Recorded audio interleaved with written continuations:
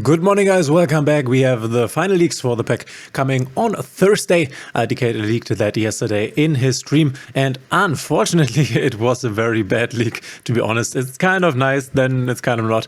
Let's look at it. We are getting tomorrow, not tomorrow, but in the Thursday pack, we're getting Varras, the final bringer of the end times, the new Baron de Fleur, as they call him. As an XYZ, he isn't really the new Baron de Fleur since you can't make him as easily. Says 2 level 10 monsters. When your opponent activates a card or effect, quick effect, you can detach one material from this card for cost, negate the activation, and then you can also detach one material from this card, so a further one, and then destroy one card on the field.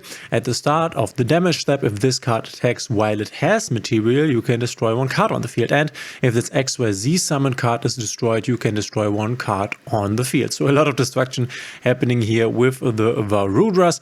We are playing this, you can see this right here in the U-Bill deck, in the U-Bill strategy.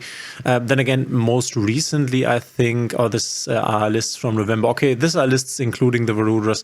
Lists that have been playing recently don't really include the Varras anymore, but obviously, I mean, U-Bill is an obvious candidate to make the guy, since you can just make him with one Spirit of U-Bill and then the original U-Bill, and he's obviously very strong. Omni Negate is always nice, and also having the ability to detach another material and destroy something on the field is also cool, so your opponent cannot just start playing into your field with cards like normal summons and then you negate something like a trap card or a spell card, and then you can also destroy the monster you summon. So if the Varras is on the end board, your opponent will be a bit more careful, or will have to be a bit more careful with his order of playing the cards. So this is the final leak, I guess. So I'm honestly not quite sure what we are getting in this pack. I mean, we have heard that we are getting the Mulch armies, probably not the Mulch Army Nihilus, but we could see the Mulch Army Nihilus. This is not unheard of that they give us cards that have not yet been released in the TCG. And TCG will also get the Nihilus, which gives you a draw each time when something is summoned from the banished or the graveyard.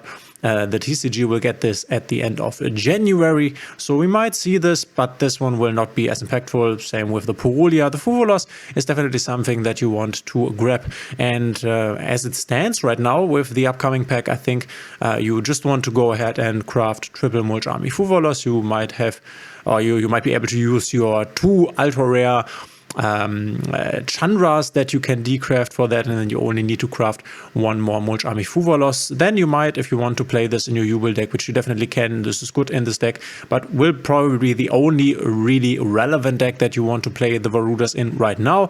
Probably will be more decks in the future. You can get one of Varras here, probably will get an animation which can be will be quite cool, I guess.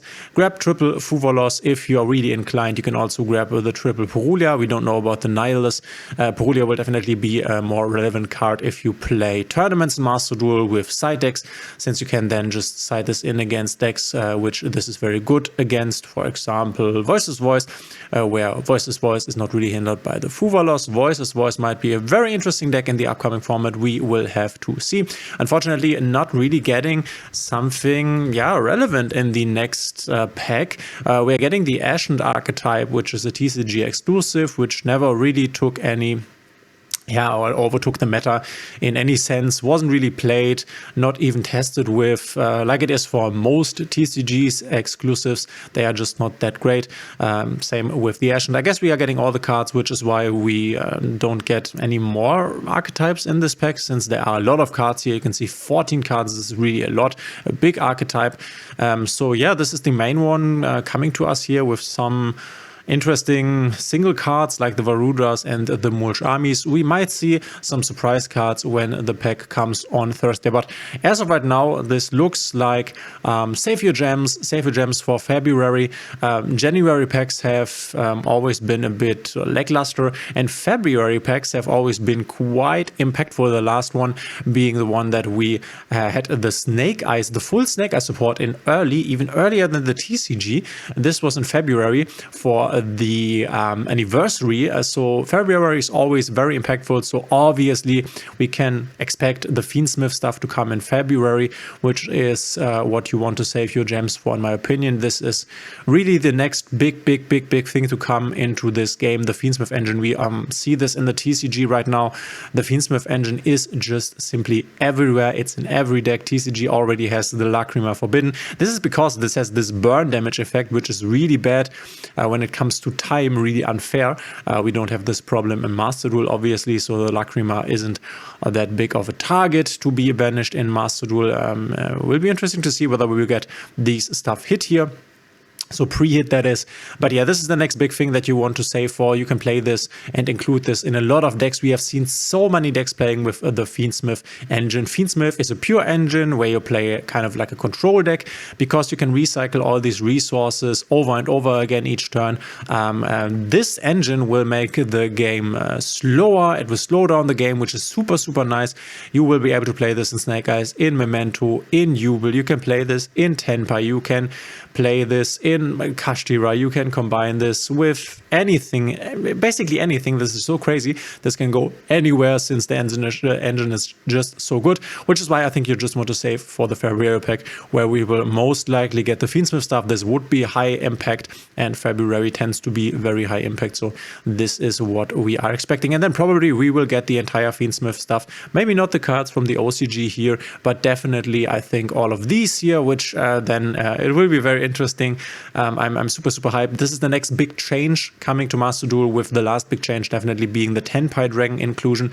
We will have to see how good the Tenpai Dragons are post ban list, but if you just put in triple Fuvalos and then also triple Purulia into the Tenpai deck, then this might still be the strongest deck in the room. So unfortunately, no big changes for the month of January in Master Duel. I am actually a bit disappointed. I was really looking forward to playing a bit of Master Duel, but now I'm not quite sure whether I will. We obviously stream on the day, but I'm not even sure what I want to play, honestly. Maybe we're playing some Voice, maybe some Tenpai with the Fuva losses. I don't know. I was thinking about making Sky Striker because I like these going second board breaker approach decks because you have to think a lot. But I'm not quite sure. The multi armies are definitely not that impactful and don't bring anything super new to the game. So definitely a disappointing January pack as of right now. But maybe we will get surprised by something. Hopefully, maybe there is some support wave coming in the pack. So could be Memento with a few cards. Maybe Centurion. And I mean, if Dkayed didn't leak it, then probably it won't come, but you never know. We can only hope. But you can let me know in the comments what you are thinking of this new leak, the Varras coming to us. I mean, it's nice that we finally get him. It's definitely overdue. But yeah, let me know in the comments what you think of Varras. I think that most people are really done with Jubel. You don't want to see any more Jubel, which I can definitely understand. So Varras being included into the game, and then probably more Jubel being on the ladder is not what we wanted to see. This exchanging against Tenpai, basically more Jubel, less Tenpai. I don't know if that is what we were hoping for, but it is what it is. Let me know in the comments what you think, and we will see each other in the next one.